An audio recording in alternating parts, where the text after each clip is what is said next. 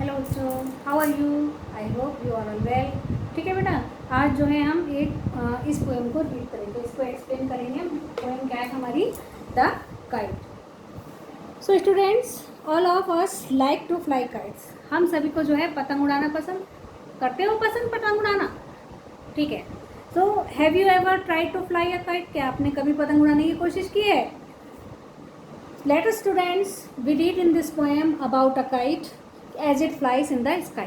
कि जब ये आसमान में उड़ती है तो कैसी लगती है। आइए हम इस काइट के बारे में पढ़ते हैं कि जब ये पतंग जब नई होती है, काइट जब नई होती है तो आसमान में उड़ती हुई ये कैसी लगती है। ओके, तो देखिए कि how bright on the blue as a kite when it's new. How bright, कितनी चमकीली होती है ऑन द ब्लू। ब्लू बेटा, यहाँ पर जो ब्लू शब्द का अर्थ है, यहाँ पर नीला रंग नहीं है, यहाँ पर इसका मीन है आसमान। आसमान नीला होता है ना, तो आसमान से किया गया है यहाँ पर इसका जो अर्थ। तो how bright on the blue, कि आसमान में पतंग जो है कितनी चमकीली लगती है। Is a kite when it's new, कि जब ये पतंग जो है नई होती है, यानी जब ये पतंग नई होती है और चमकीली होती है तो ये आसमान में उड़ती हुई कितनी सुंदर लगती है, बहुत सुंदर लगती है ये। With a dive and a dip, it snaps its tail, यानी with a dive and dip. Dive means होता है बेटा गोता लगाना।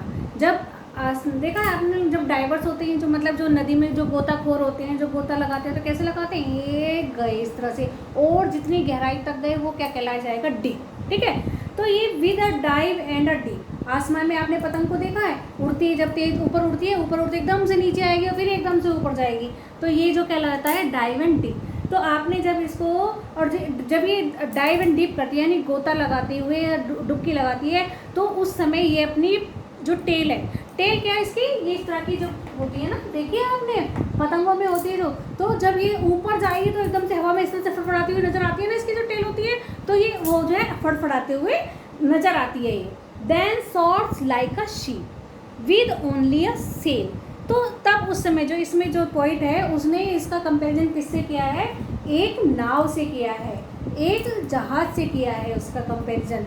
तो ये कैसी लगती है उस समय, जैसे कि ये जो पानी की जो लहरें होती हैं, पानी की लहरें जैसे नीचे गई तो एकदम नीचे और एकदम से ऊपर आई। टाइड्स मीन्स होता है ज्वार भाटा। टाइड्स में क्या होता है, लहरें एकदम से ऊपर आती है फिर नीचे जाती है, इस तरह से होता है ना। तो ऐसे ही बताया गया है इसमें कि जो ये जो है जहाज की तरह क्या होती है, एकदम नीचे गई और फिर एकदम ऊंचाई पर पहुंच जाती है ये लहरों के साथ। जैसे लहर ऊंची हुई तो लहरों के साथ ही ये ऊंचे होते हैं। विद ओनली सेल, सेल का मीन है बेटा ये जो है पुराने टाइप में क्या होता था, जब पुराने नावें या समुद्री जहाज वगैरह चलते थे, तो आपने भी देखा होगा पुरानी पिक्चर वगैरह में कि जो समुद्री जहाज दिखाई होते थे, तब उस समय क्या होता था कि इस तरह से ये कपड़ा टाइप से बंधा होता था। तो ये कपड़े का काम क्या होता था, इसको पाल बोलते हैं। तो इस कपड़े का काम क्या है, इसमें जब हवा भर जाती थी तो इसके प्रेशर से जो नाव होती थी, जो जहाज होते थे, वो आगे बढ़ते थे। ठीक है बेटा, तो ऐसे ही इसमें बताया गया है कि ओ विन it's right climbs to the crest. Crest का मीन होता है बहुत ऊंचाई पर। जैसे तेज लहरें आती हैं तो तेज लहरों के साथ जो जहाज होता है वो एकदम से ऊपर की लहरों पर पहुंच जाता है, इस तरह से चलता तैरता रहता, मतलब ऐसे जाता है वो। तो उसी तरह से पतंग का ये कंपैरिजन किया गया है कि पतंग क्या होती है, जब तेज हवा का झोंका आता है, जब तेज हवा का झोंका आता है तो क्या होता है, ये जो है एकदम से ऊंचाई पर चली जाती है, बिल्कुल शिखर पर चली जाती है, क्रेस्ट यानी एकदम ऊंचाई पर पहुंच जाती है ये। और of a gust and push, यानी जब तेज हवा का झोंका आता है, तेज हवा के झोंके के साथ पतंग क्या है, ऊंचाई पर चली जाती है। और ऊंचाई पर पहुंचने के साथ ये क्या होता है इसमें कि देन सीम्स टू रेस्ट। अब जब हवा कम हो जाती है, एक बार तो हवा तेज हुई, जब हवा तेज हुई तो ये ऊंचाई पर पहुंच गई, और जब हवा कम हो जाती है तो वो एक ही जगह पर आराम से उड़ती हुई नजर आती है। ऐसा लगता है जैसे कि ये वहाँ पर आराम कर रही है, आराम करती हुई नजर आती है ये। एज विंड फॉल्स, यानी जब हवा कम हो जाती है।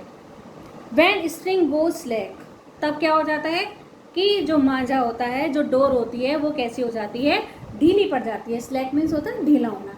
तो मांझा या डोर जो है वो उस समय जो है ढीली पड़ जाती है। You wind it back, wind means अब इसको तुम लपेटना शुरू कर देते हो। यहाँ पर ये विंड नहीं है बेटा, यहाँ हवा का जो उससे मतलब नहीं है, यहाँ पर है वाइंड। जब मांझा ढीला हुआ तो तुम इसको उसमें जो चक्री होती है उसमें लपेटना शुरू कर देते हो।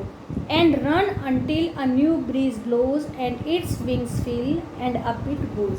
तो अब इसमें बताया कि जब ये आराम करती सी लगती है, देखते हैं आप लोग की हवा इतनी नहीं चल रही है, तो आप क्या करते हैं, पकड़ी पतंग को और ज़ोर से दौड़ना शुरू कर देते हैं, और तब तक दौड़ते हैं जब तक कि उसमें हवा नहीं भर जाती है और ये ऊंचाई तक नहीं पहुंच जाती है। करते हो ऐसा? ऐसे ही करते हैं बच्चे, देखा है, मैंने भी देखा है। बच्चे क्या है, ले पतंग को पकड़ेंगे पहले तो ये आगे भागेंगे और फिर एकदम से उसको छोड़ देंगे, और फिर क्या होगा, फिर एकदम से खींचना शुरू कर देते तो क्या वो पतंग जो है उड़ जाती है, ऊंचाई पर पहुंच जाती है ना। ऐसा ही होता है इसमें, ठीक है, ऐसे इसमें बताया गया है। तो अब देखिए इसमें कि how bright on the blue is a kite when it's new, कि जब पतंग नई होती है तो वो आसमान में कैसी लगती है, बहुत सुंदर लगती है। बट अ रेगेडर थिंग, लेकिन एक बुरा चीज़ भी होती है, एक बुरी बात भी होती है।